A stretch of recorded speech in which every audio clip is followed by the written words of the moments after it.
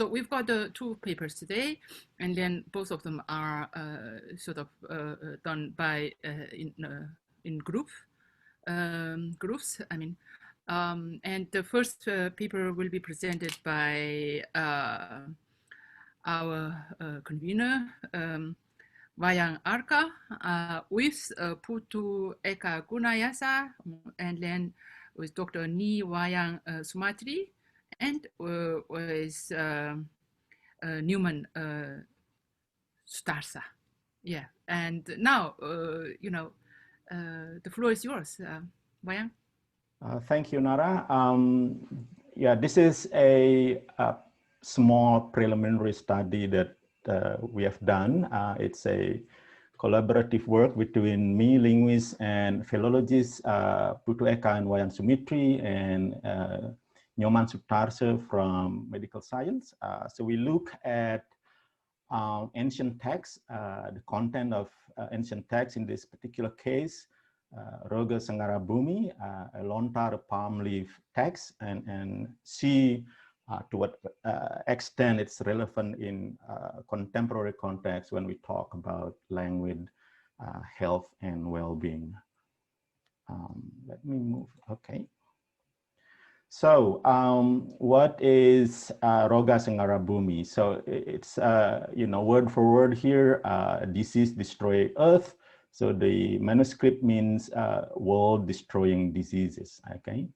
So this is a lontar or palm leaf manuscripts containing ancient knowledge about managing deadly diseases or pandemic diseases. It's used as a guide in the ancient time by the royal priest during the kingdom of Bali. What is interesting here, why it's of interest for us, is that it's still relevant in nowadays contemporary Balinese, in particular in the context of COVID-19 management in Bali, because it's, as we shall see in a moment, it's referred to by the local government in Bali. Okay, so this is the lontar. Lontar is a palm leaf, so this is made out of this leaf here, and then you have this Balinese scripts on top there. Okay. So this is the outline of the talk after a brief intro to the situation in Bali and our, you know, research in terms of questions and issues. And then we go through the content of the manuscripts and looking at the contents and also the meaning, the concepts of health and well-being in the ancient time, and which is, you know, still relevant in the contemporary context. And then finally, we look to what extent the what is contained in the manuscript is relevant and what people think or practice, you know, in contemporary Bali. We look at that. So let's just some backgrounds. As mentioned earlier by the two speakers, Indonesia has undergone, you know, the situation in Indonesia is not good, it's even getting worse, it seems to me. Internationally, Indonesia is one of the countries that so high number of daily confirmed cases, still on and on. We have almost 500,000 of total case, confirmed cases nowadays in Bali and in Indonesia, I mean. And Bali ranks the 10th nationally in Indonesia. Okay, this is, you know, you could see how bad the situation in Indonesia from the preceding slides. Okay, just give you a brief context of the situation nowadays in Indonesia. And then we talk about what's special about these manuscripts, okay? As I mentioned, the local government make use of this ancient text in combination with the modern pandemic management. For example, here's the picture of the governor of Bali with a group of, you know, the priests and other people producing, you know, officially showing the document. This is the Surat Edaran Bersama, a joint circular in which it's the Surat Edaran, the joint circular, refers explicitly to the manuscript that we are talking about now here, Rogha Sanghara Gumiand. All right. So we have questions. What can we learn if we look at this ancient manuscript in terms of health, well-being, and pandemic management? And then, as I mentioned earlier, to what extent the knowledge is relevant in the current context, especially in managing COVID-19 pandemic in Bali in particular. Okay, so we have done a small preliminary study scrutinizing, looking at the conception and guidelines of health, well-being, and pandemic management as seen in the manuscripts. We look at particularly at the lexicon at the moment because of limited time that we had earlier. So actually, if you look at the language, it turns out that this lexicon is only one of the parts that you can look at. Okay, there are also other issues, for example, the so-called grammatical schemas. Professor Yasa, is going to talk about that later on, this afternoon. But in our case, we just look at the lexicon and see the underlying conception of health and well-being. And then we investigate the extent of the manuscripts knowledge or guidelines still relevant or practiced by ordinary Balinese. For this, we collect data through questionnaires, and also we did interview, and I will show you in a moment about the analysis that we have done so far. Okay, so let's move on quickly because in the interest of time, I have quite many slides. I may just skip some slides in a moment. I'll just look at the lontar tradition in Bali to give you some background on this amazing tradition. The lontar tradition is, as we mentioned, rich in terms of the knowledge, indigenous knowledge from the past of different kinds. Okay, it has, it's been around for long time. It could be, even, earlier, even at, the 9th century, for example. It could be as ancient as that one. Okay, because we have evidence for that, talking about palm leaf on the inscriptions found in Bali, in the Sukawana inscriptions. So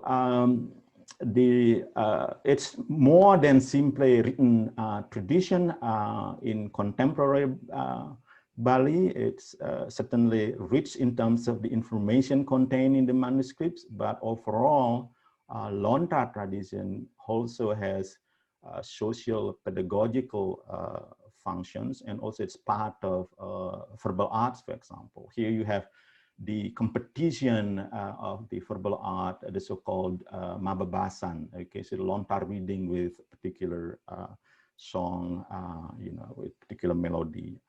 So it's you have its tradition is more than simply the content that is of interest actually, but at this moment, we just look at the content in relation to health and well-being. Okay, so let's go through the lexicon of the manuscript to see how illness, diseases, and pandemic management kind of outlined in the manuscript. I just skip this metadata, just showing just one point, that this manuscript in particular contains a language that is of, a mix of Old Javanese or Kawi and also Balinese and written in Balinese script. All right. So the content, as I mentioned earlier, it's containing this particular lontar contain advice to the king in managing and preventing pandemic diseases. It's framed within the Hindu-based belief system and cosmology, as we shall see in a moment. So, for example, looking at the lexicon, the words, important words, the keywords of sickness and pandemics, showing a mixture between Old Javanese, Sanskrit, and Balinese. For example, you have grain, coming from Old Javanese, Marana, Sasab, and Grubuk. Grubuk is the current Balinese word. Okay. And then these words are combined, forming compounds. As you know, compounds making more explicit in terms of subtle meanings and complex meaning. So we have Gring Brana, or combination of Gring, Sasa, Brana, to mean different kinds of deadly pandemic of pest. Okay, this is example from the lines quoted from the manuscript.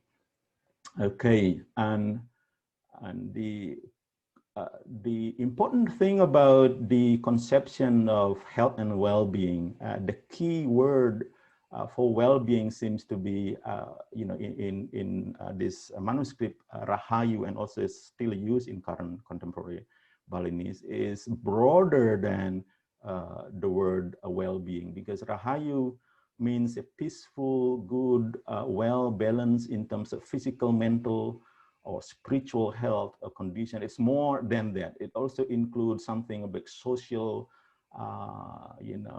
livelihood, something good about, your relationship with the ecology, for example, okay?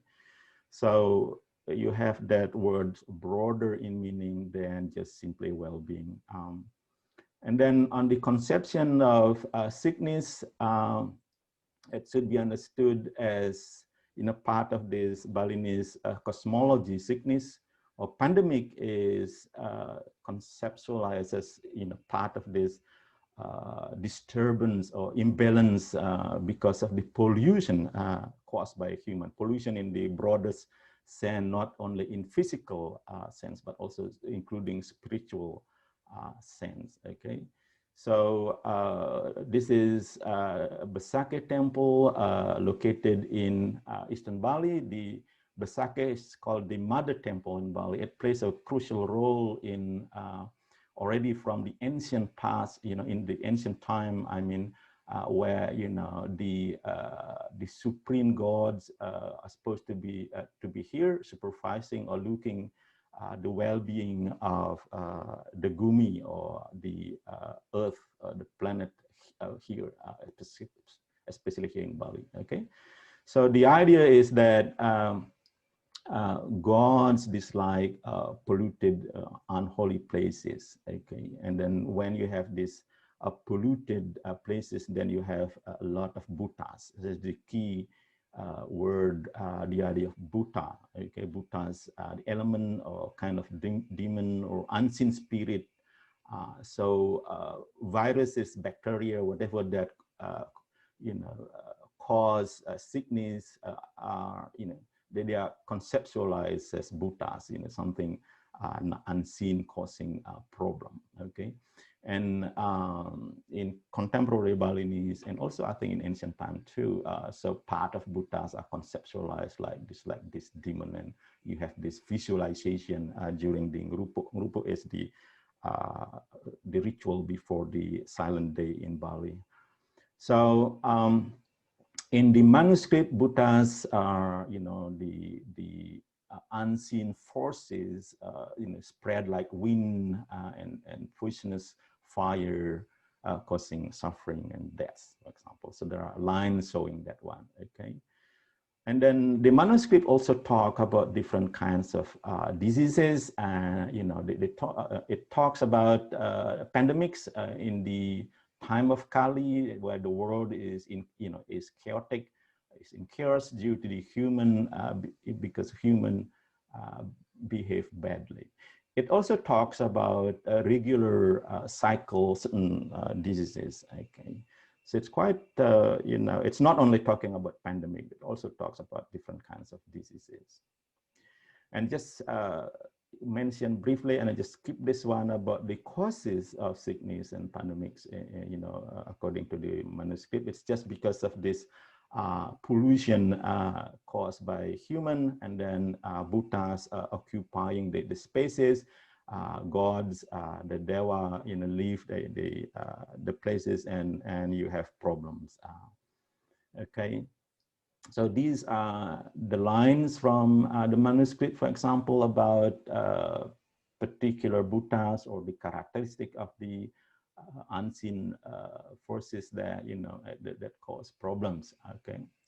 So they talk about countless in numbers, so many variety of them, and may have, you know, may cause problem to your stomach, causing sickness, vomiting. This is the signs of the pandemic, for example, of diseases. Okay, and then they talk about the spread. You know, this spread like if flying, so it's, you know, it could spread fast. Okay, like winds as their wings. Okay, wind as their wings, and with poisonous fire.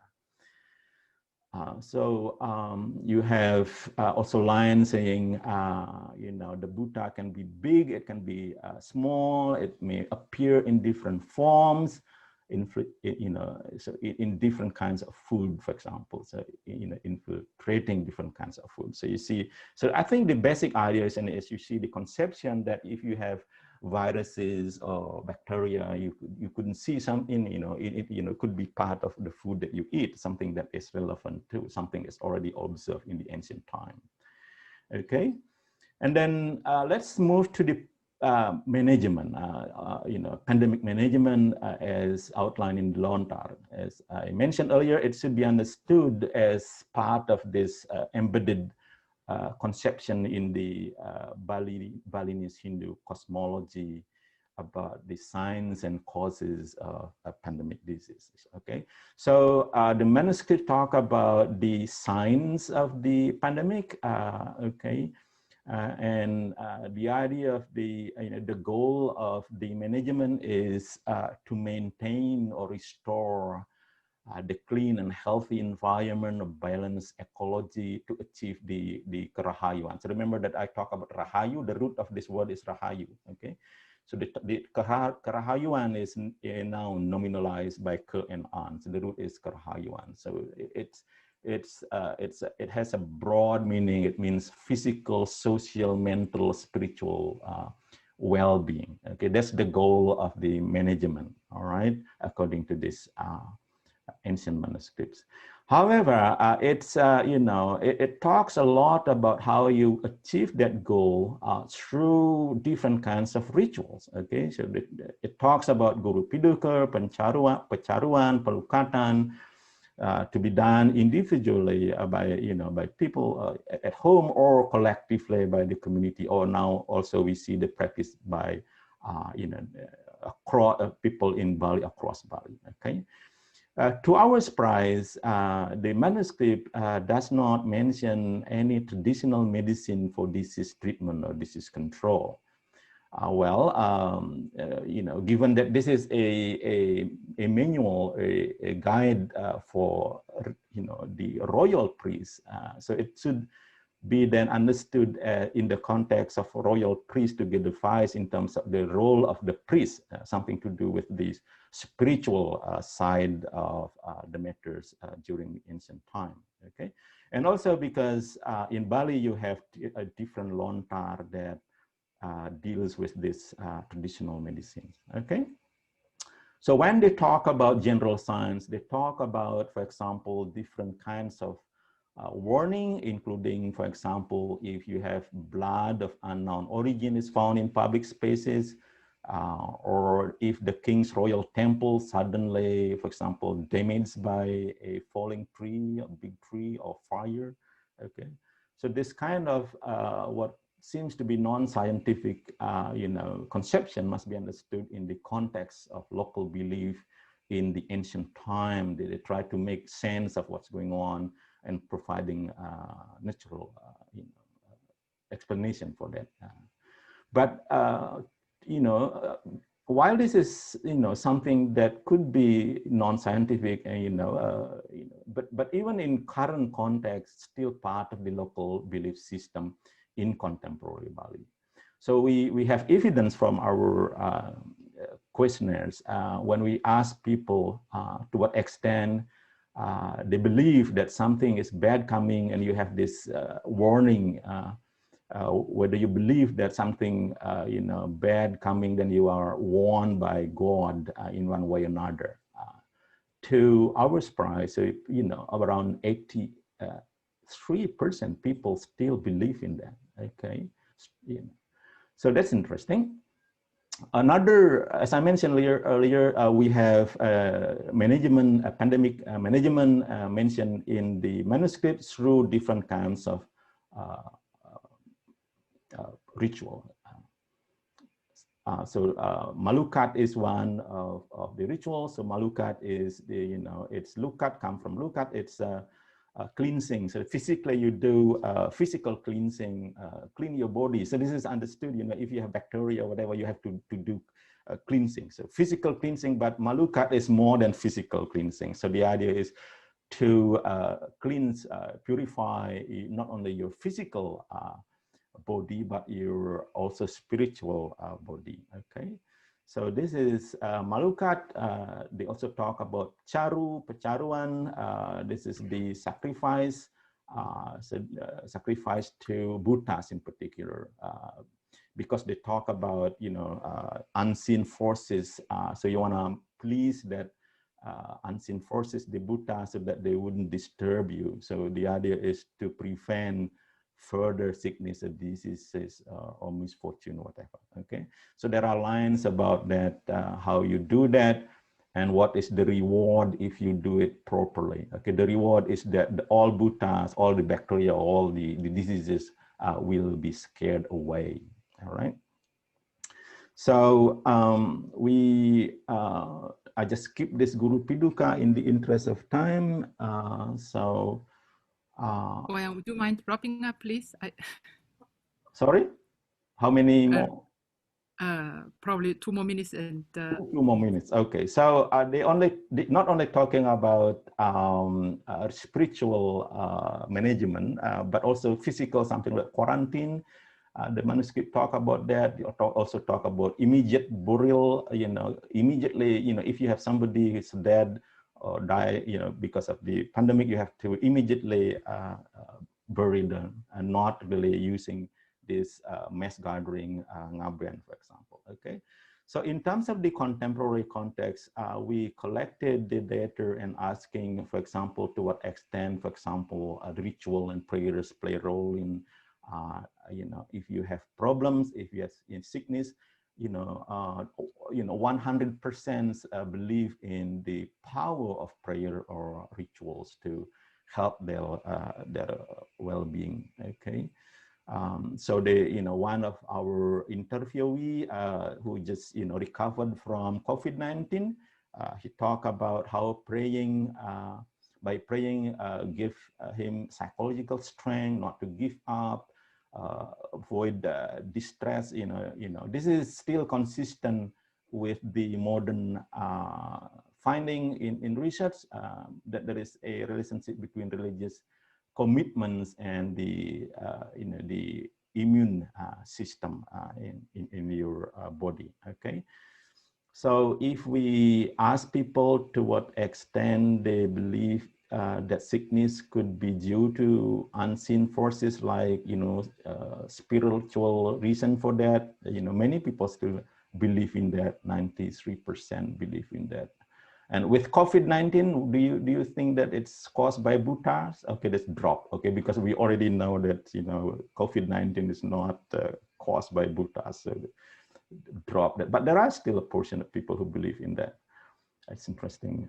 So I just skip this one and just quickly going through, checking with them to what extent they feel that they are happy. I mean, in terms of their physical and mental or spiritual well-being.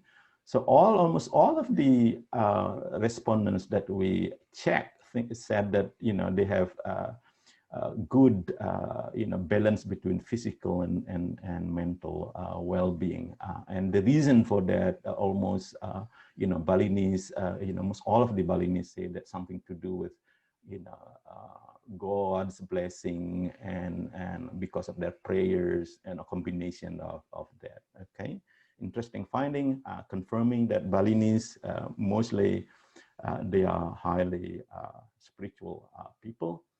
And then, of course, and when you check, when you have problems in terms of sickness, physical sickness, do you want to go to what you are going to do, and most of the people go to the doctor, and also doing something like taking herbal traditional medicines, and also doing, of course, as we mentioned earlier, prayers. Okay, with those who have survived from COVID-19, they said that they relied on the modern medicine, but also combining them, combining this strategy with the traditional way of doing things, praying and also meditation.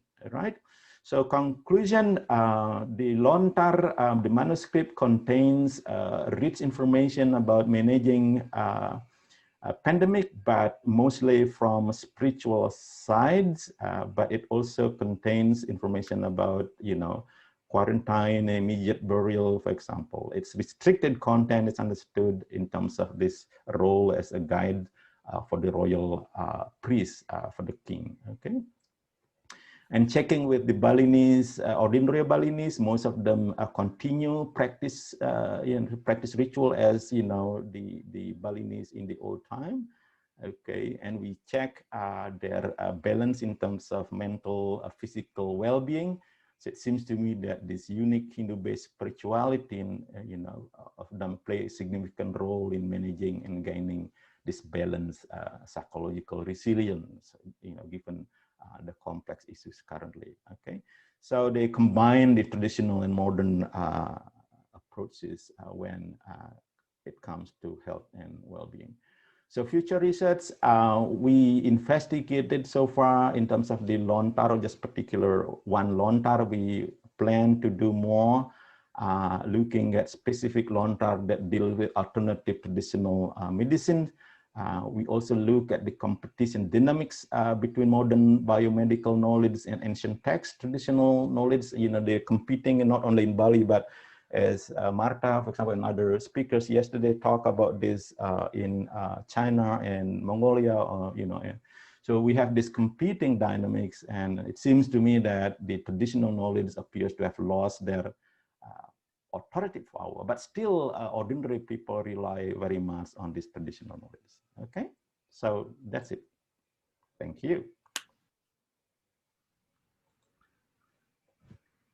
Thank you, Wayan, and sorry for the intrusion. No. I actually prepared a nice bell sound for you, but I couldn't find my bell sound on my phone anymore, so I had to use my verbal intrusion during your nice presentation.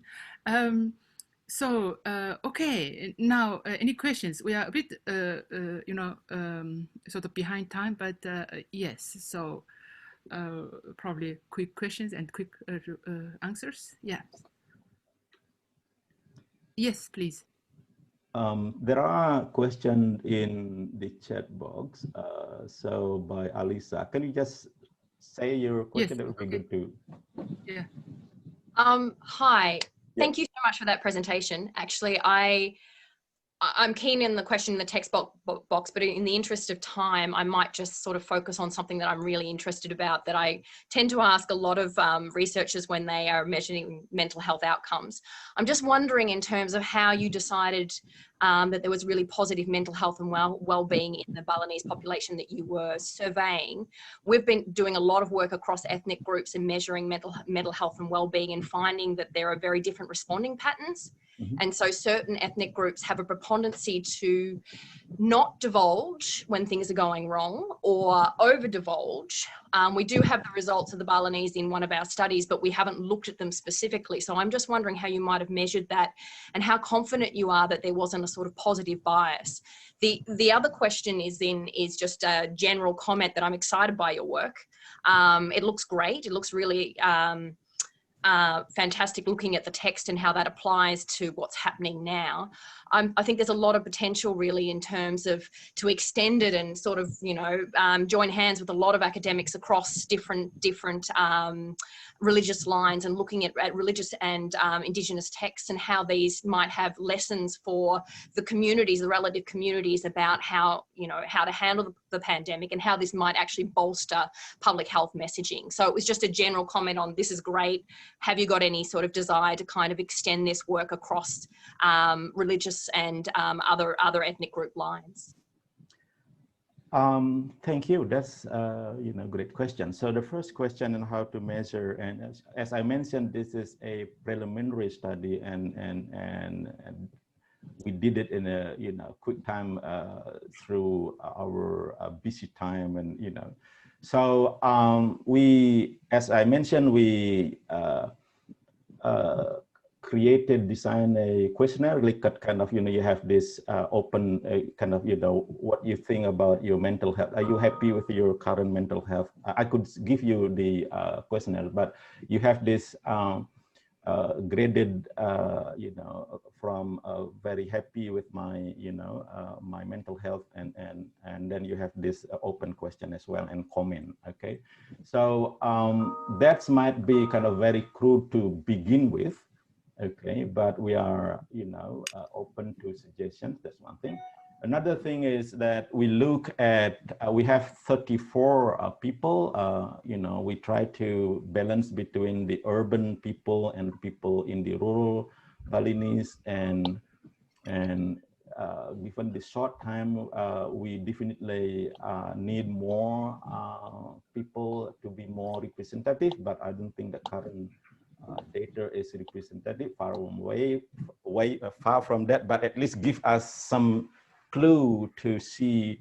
So our original idea is to see what is in the manuscript, and see to what extent people know the knowledge contained in that manuscript, and to what extent they apply, and to what extent, for example, like ritual affect their, to what extent they think that ritual helps in terms of this current situation, not only current situation, but also from their experience in dealing with diseases, So it's a, interrelated question, and I think it's, you need a more rigorous planning, and I think our team would be happy to get more suggestions, but so we see that patterns already coming up. Okay, so that's the first question, answer to the first question. And the second one is about the text and the comment. Yeah, I think it's related to the first one. It's something interesting, but as I mentioned earlier, this is just one lontar, explicating mostly on the spiritual side of, things in order to deal with the stress or whatever, or immune system that has been studied on that. We still need to do some more reading and contextualizing our research in that space.